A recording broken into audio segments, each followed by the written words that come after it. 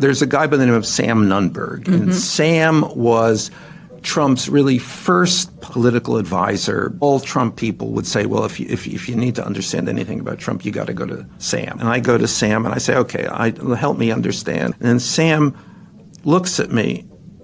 There's a big pause, and I can still feel this. And he said, you don't get it, do you? And I'm like, okay. And he said, he's an idiot. And at that moment, it all came clear to me. Because Trump is, in very classic terms, an idiot.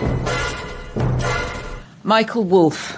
Joanna Coles. You are back in the house.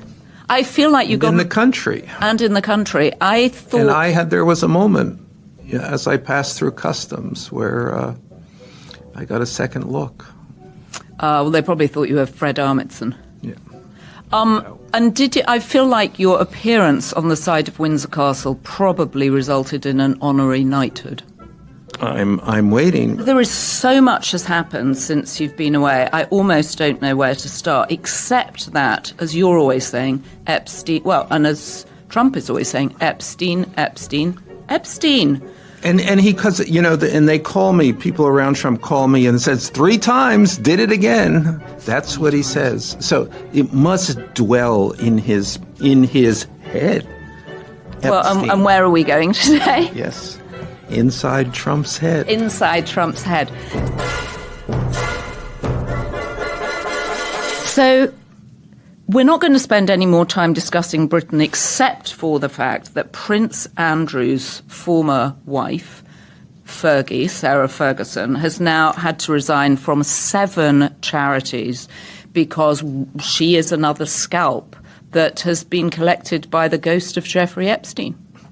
And another person who was a genuine, long-term, real friend of Epstein's. I mean, Epstein bailed her out. I mean, she owed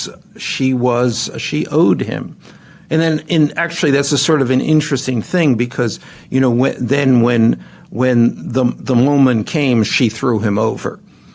And then, disgracefully, came crawling back through the back door. I didn't really mean it. Well, I never called you a pedophile. That seemed to be the thing that her friendship, she was pleading to come back because she knew he was an ATM for her.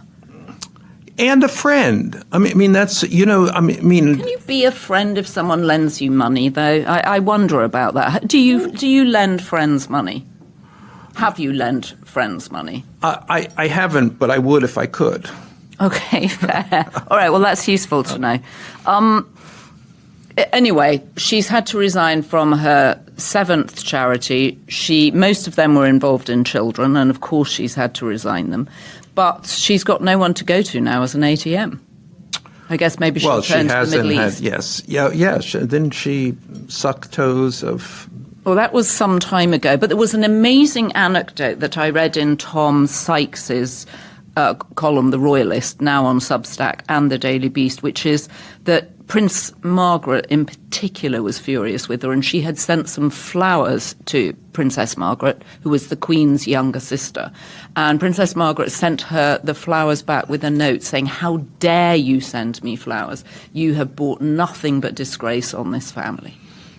So many people in this family have brought nothing but disgrace. Not least upon Fergie's this husband, Prince Andrew.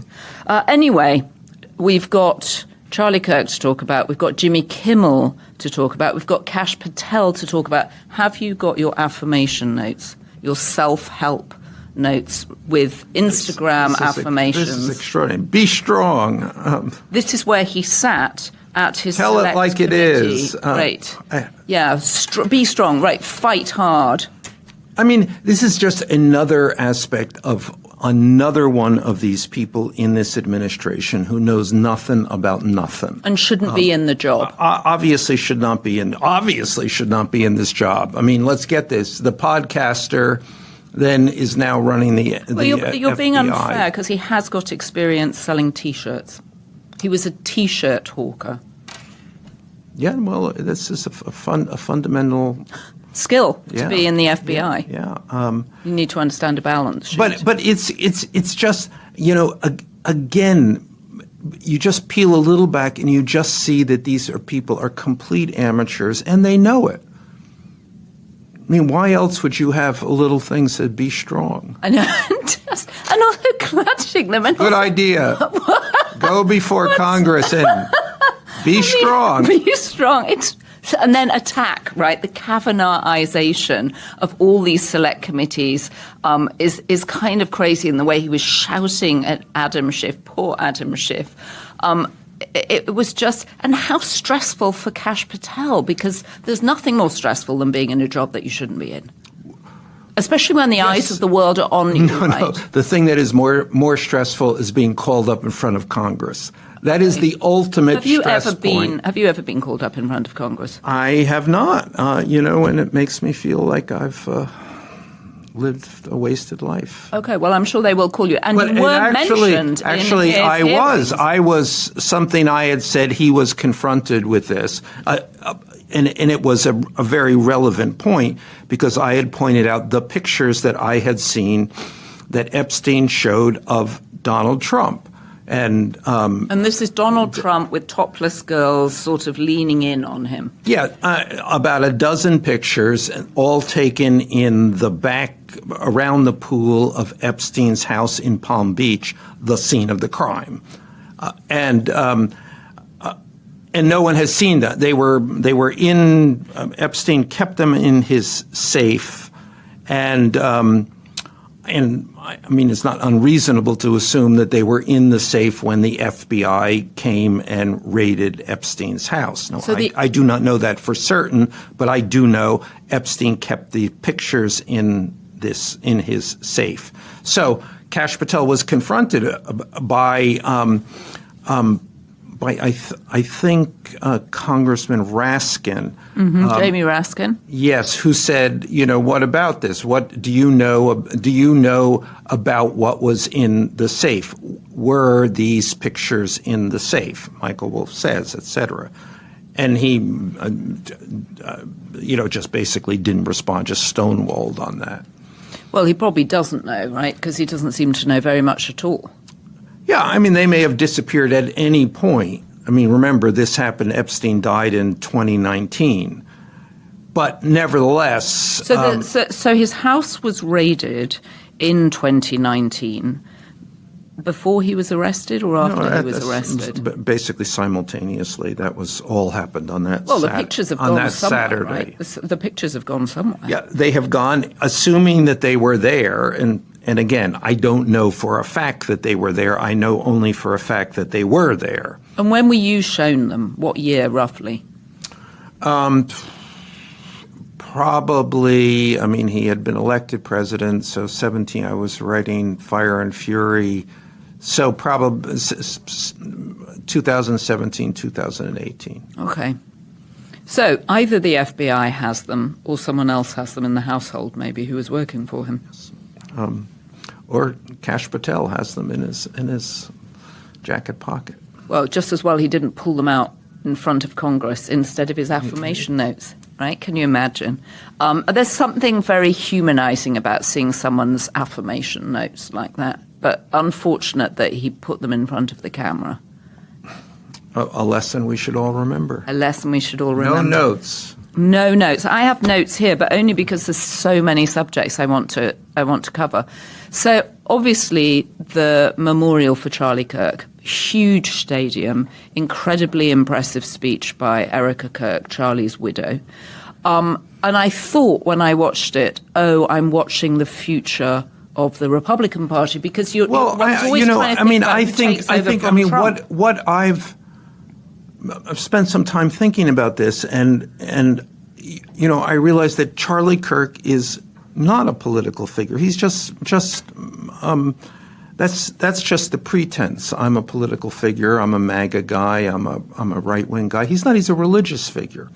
I mean, that's what he's doing, and you can see everything he does. This whole campus tour is like an old-fashioned evangelical,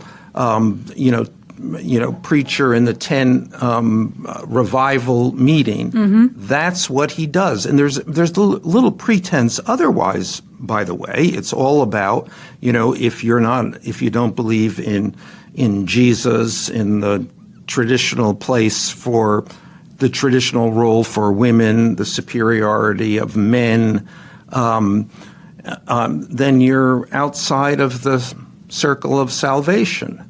And, the interesting thing is that, the truth is that religion in the United States is not very popular. Right. Far fewer people are going to church. Far fewer people are going to temple, to mosque, any of it, right? And that accelerated during COVID, too. Totally. So what he's done is repackage this as politics. Oh, interesting. That is an interesting way of looking at it. So, and I think, to me, this is a gift to Democrats.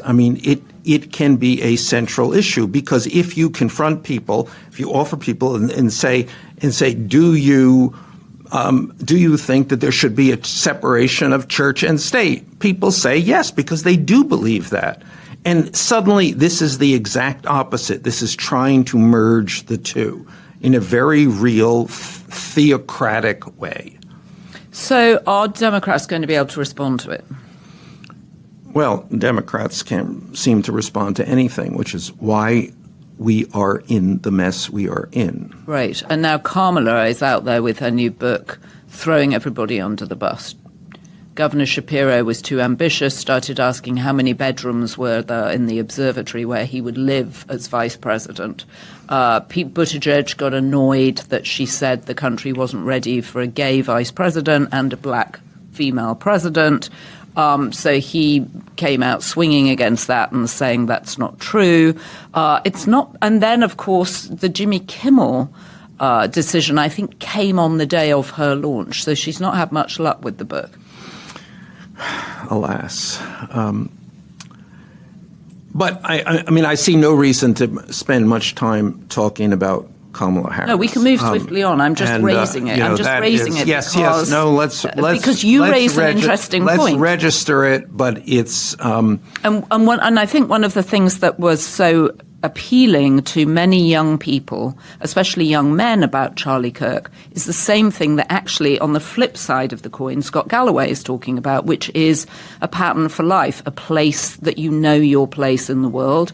Especially if you're a young man, you're the head of the family, you should have children. He produces he has a beautiful wife, they have angelic-looking children, but it's all through the lens of Jesus Christ. Yeah, it is a religious depiction of the world. It is an evangelical argument, and not a political argument. It is all about faith and belief and higher authorities and an evangelical. Let me not say Christian, because it actually doesn't involve the Roman Catholics. It's strictly an evangelical view of the world. Well, and there was something extraordinary about Erika Kirk saying that young man, I forgive him, especially at a moment of extraordinary political tension. You weren't here, actually. You missed 2 very interesting weeks in terms of just the feel of the country. And she took some of the steam out of, or the air out of, what felt like a very overinflated balloon that might pop with a huge bang. And I thought it was very smart of her to do that. And then you have Donald Trump speaking at the same event, saying, I can't forgive my opponent, I hate my opponent. And he suddenly felt out of keeping with the people in that room. And I or people in the stadium, I should say. And I suddenly thought, oh, she's 36, she was older than Charlie. She could run as J.D. Vance's vice president. She could absolutely do it. She's a very compelling figure. And to be able to address a huge stadium like that 11 days after your husband has been killed, I thought we're witnessing the changing of the guard. And Trump seems out of touch with the people in the room. And when she said the thing about the forgiveness, the crowd got up. They all gave her a standing ovation. It's another interesting aspect of this that Trump becomes the agent, the key agent of this religious revivalism, because obviously Trump believes in nothing. And well, I was going to say the least religious person. And also just the fact he got up there and said he hated his opponent. It just felt it was the wrong moment to say that, even for Trump, who's good at reading the room. I never discount Trump's instincts here. So maybe he was off, but... Well, or maybe he was seeing something that he felt... It felt to me like he was trying to pull the room back to him. And he was funny. He was funny when he was saying it. It was a moment of levity. I don't know. I mean, I hear what... I mean, her forgiveness aspect of this, but that's always coupled with something else in evangelical terms, damnation. And certainly J.D. Vance delivered this. It's talking about evil. That very clear kind of hell brimstone kind of thing. You're going to hell. That means, and let's make no mistake, who is going to hell?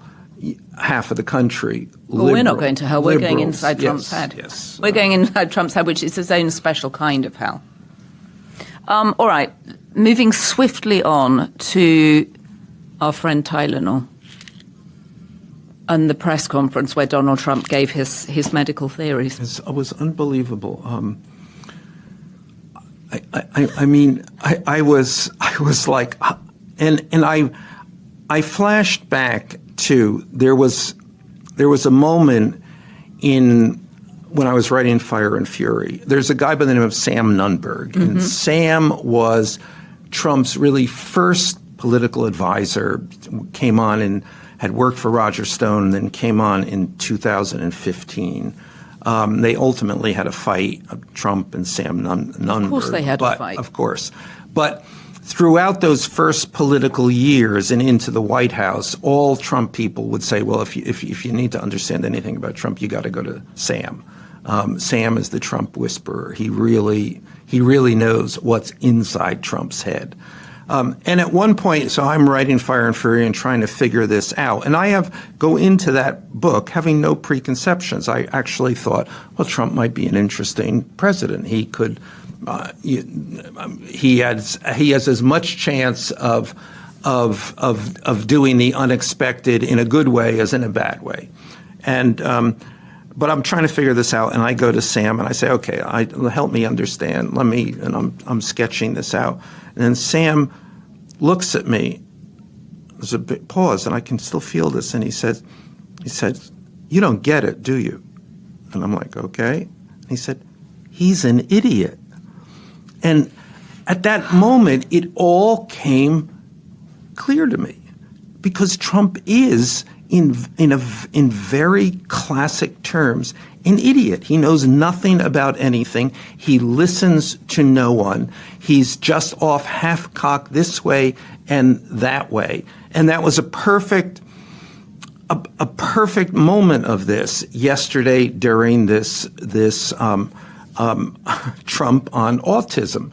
And there was this kind of thing. Well, everybody has a theory.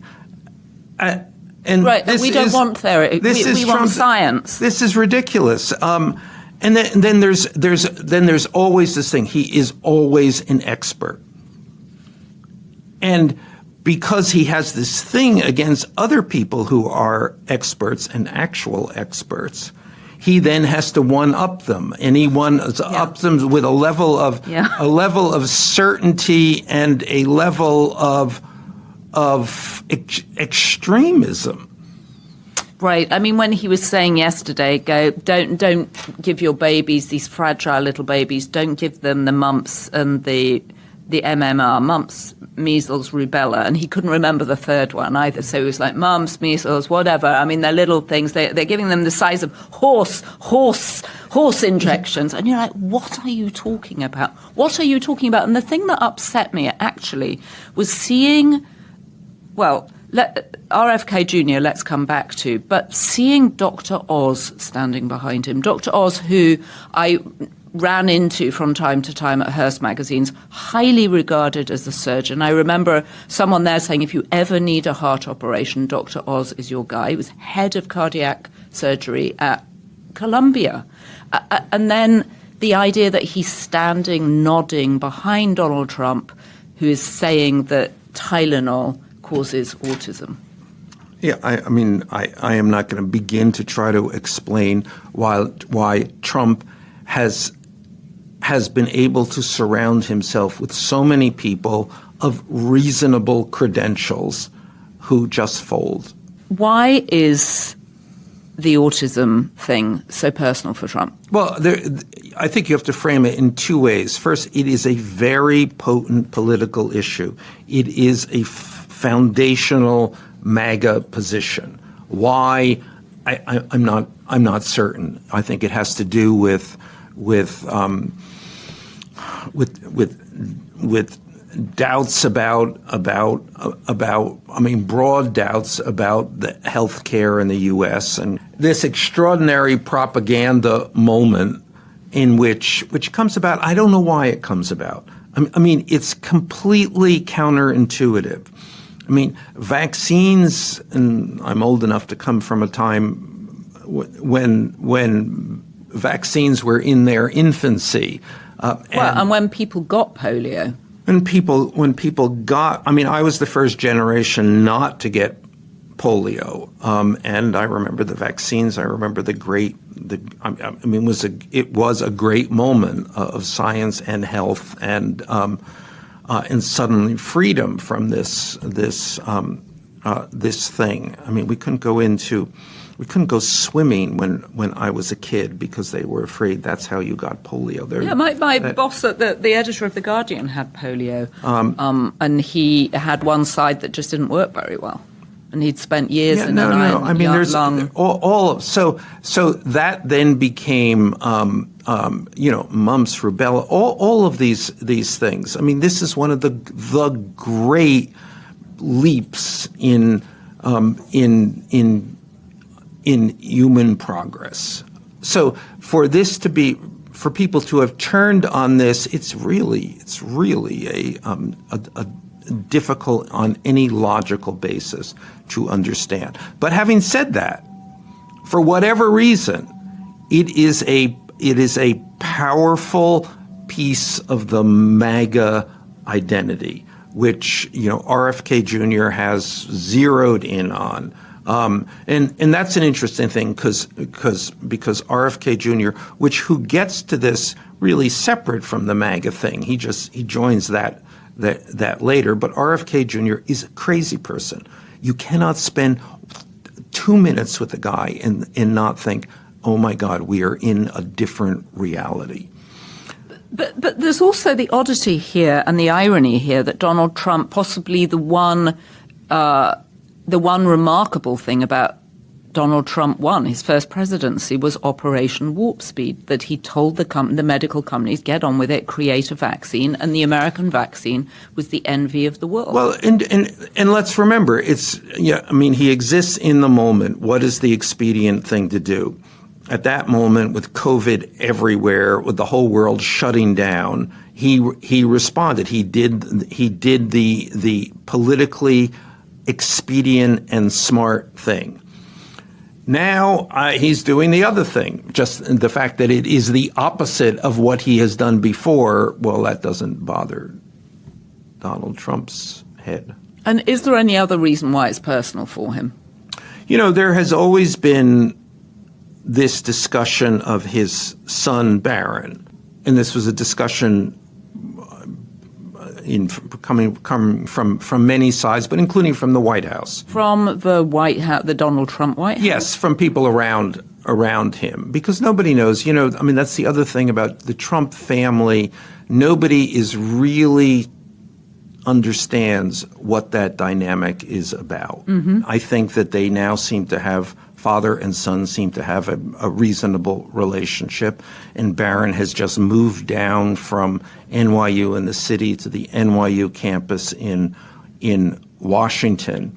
And there was a moment during the trial, Trump's criminal trial, and Trump had asked to be allowed to go to Barron's graduation from high school, right? And didn't they say no? And they said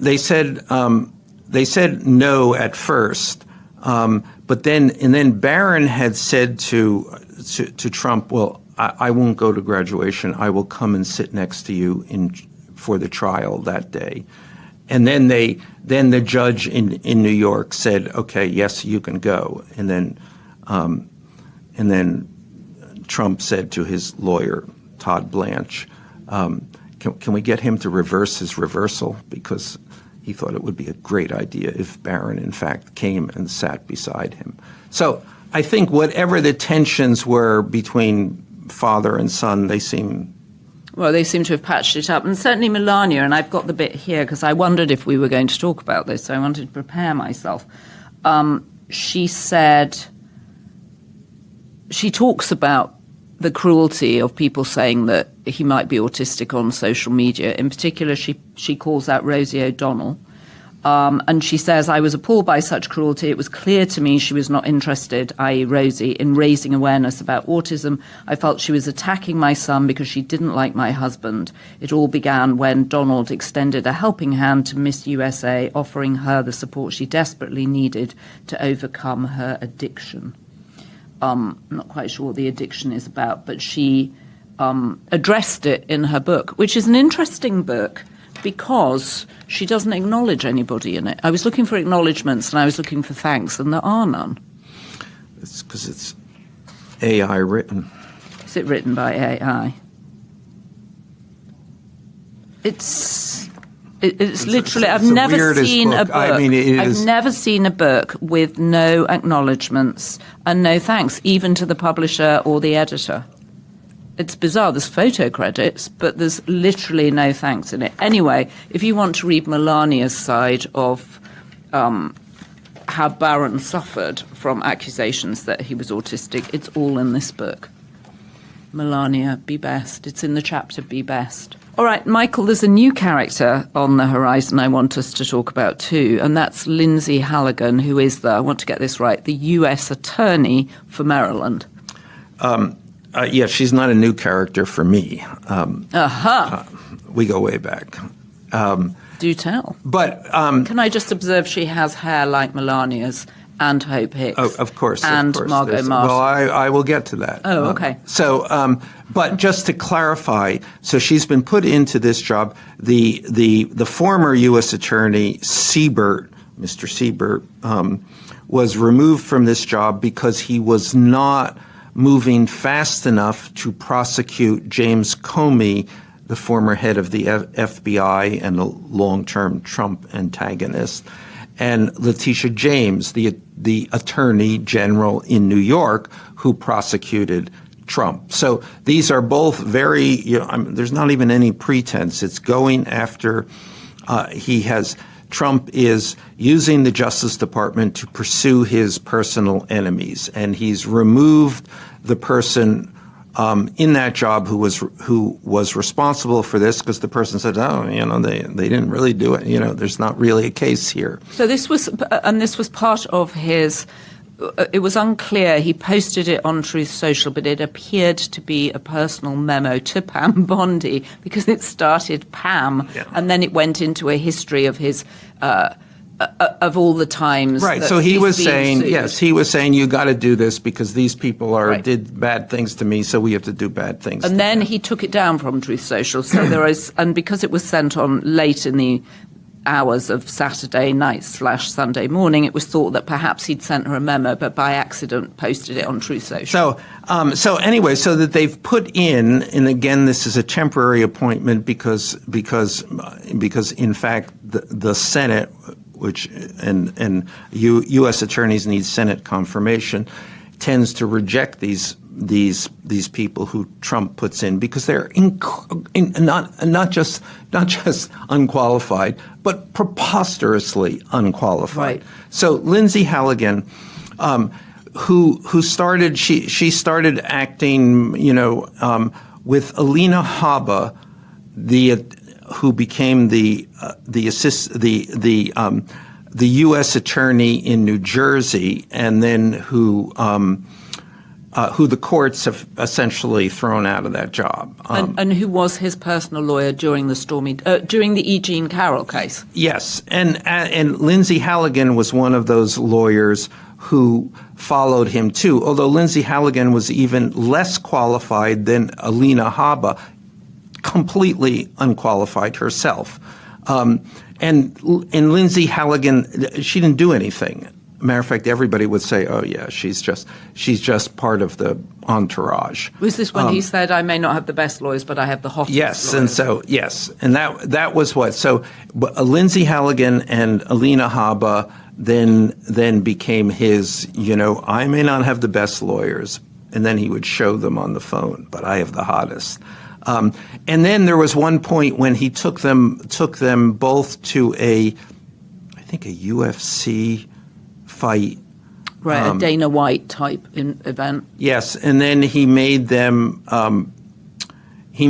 critique the various bodies of the men who were fighting. To Alina Habba. Yes. Who he hired from Bedminster, where she used to lie around the pool in a bikini.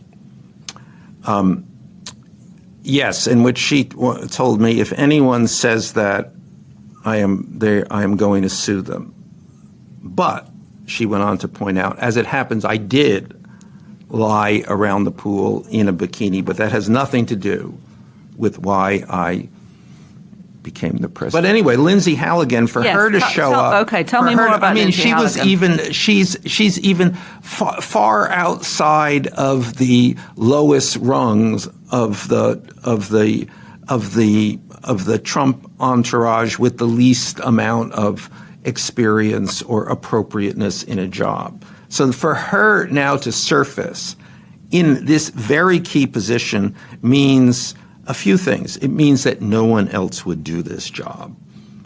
Right. And she's got no prosecutorial experience, right? None whatsoever. And it means that Trump doesn't really care about anyone's aptitude or fitness or capabilities in this job. It doesn't make any difference to him. He's calling the shots. He's going to tell her what to do, and all he does is need a body, and always preferably a good-looking body. With great hair.